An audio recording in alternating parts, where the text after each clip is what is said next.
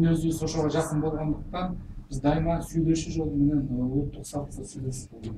So mostly through talks, negotiations, because we all want to preserve our traditions, our cultures.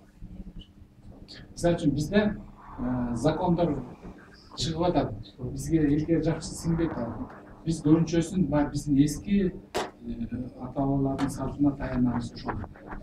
Толук таянбасак дагы биздин көбүрөөк таянганыбыз ата бабалардын салты болуп. We have piles of laws that but we have traditions that prove to be rational and prove their efficiency.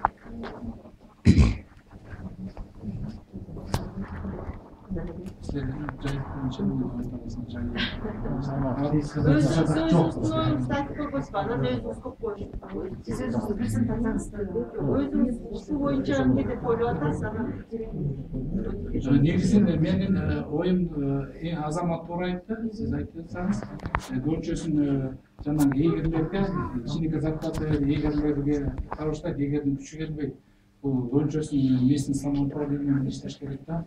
Ошол жерде жайытты кайтарган кишилер өзү ошону коргош керек, ошого кызыктап коюш керек да.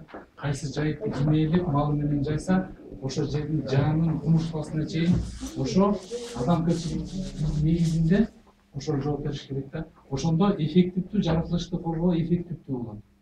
Муну закон, биздин закон муну карабай кыйгай өтүп эле мамлекет коргойт, эгерлерди назначить этет, эгер бир айда бир барат, эгердин күчү кетпейт.